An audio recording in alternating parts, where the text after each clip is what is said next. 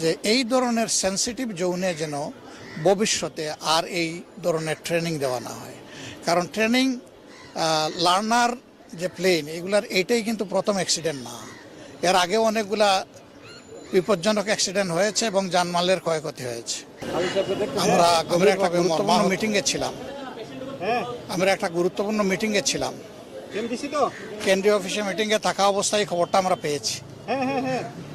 পাওয়ার পরে আমরা আমাদের মিটিং তৎক্ষণাৎ শেষ করে এখানে চলে এসেছি।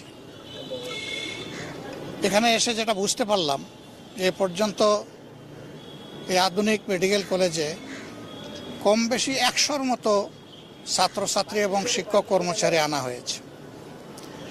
এর মধ্যে অল্প কয়েকজন এখানে আছেন, বাকি সবাইকে বার্ন ইউনিটে পাঠিয়ে দেওয়া হয়েছে। উপস্থিত ডাক্তার যারা তারা আমাদেরকে অবহিত করেছেন যে এর মধ্যে 30 জনের অধিক তাদের শরীরে 80 থেকে 100% বার্ন হয়ে গেছে।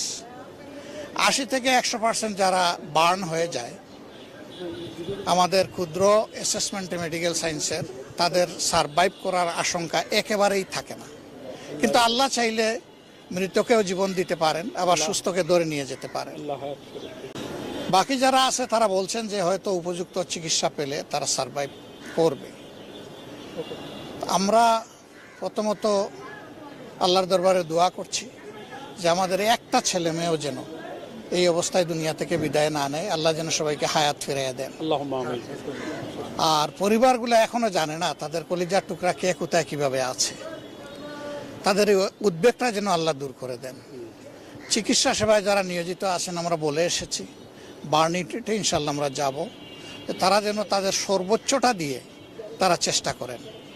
আমাদের সহকর্মীদেরকে ইতিমধ্যেই আমরা আহ্বান জানিয়েছি, রক্ত লাগে রক্ত দিবে, ঔষধ লাগে ঔষধ দিবে, টাকা লাগে টাকা দেবে, এবং যত ধরনের সহযোগিতা আছে সব দিয়ে যেন এই মানুষগুলার বিপদগ্রস্ত মানুষগুলোর পাশে আমরা দাঁড়াতে পারি।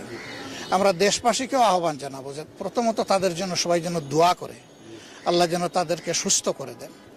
দ্বিতীয়ত যার যেখানে যেটুকু করার আছে সরকার এবং দেশবাসী সবাই যেন আমরা সর্বোচ্চটা করতে পারি। তৃতীয় আমাদের অনুরোধ থাকবে যে এই ধরনের সেন্সিটিভ জোনে যেন ভবিষ্যতে আর এই ধরনের ট্রেনিং দেওয়া না হয়। কারণ ট্রেনিং লার্নার যে প্লেন এগুলার এইটাই কিন্তু প্রথম অ্যাক্সিডেন্ট না, এর আগেও অনেকগুলা বিপজ্জনক অ্যাক্সিডেন্ট হয়েছে এবং জানমালের ক্ষয়ক্ষতি হয়েছে। আমরা যতটুকু জানতে পেরেছি পাইলট যিনি তিনিও নিহত হয়েছেন, তিনিও আমাদের সন্তান। তার জন্য আমরা দোয়া করি আল্লাহ যেন তাকে ক্ষমা করেন এবং জান্নাত দান করেন। এখানে এই প্লেন ক্রাশে ইতিমধ্যে যদি আর কেউ এরকম নিহত হয়ে থাকেন তাদের জন্য আমাদের একই দোয়া থাকলো, এবং আমরা সবাই মিলে ইনশাল্লাহ এই বিপদ যাতে কাটিয়ে উঠতে পারি আল্লাহ যেন আমাদেরকে এই তৌফিক দান করেন। আমরা অলরেডি সিদ্ধান্ত দিয়ে দিয়েছি এবং আমাদের লোকরা পাশে আছেন, এখানেও আছেন। আমি এসে এখানেও পেলাম লোকদেরকে, সব জায়গায় চলে গেছে, সব জায়গায় আছেন, সব জায়গায় থাকবেন, সব জায়গায়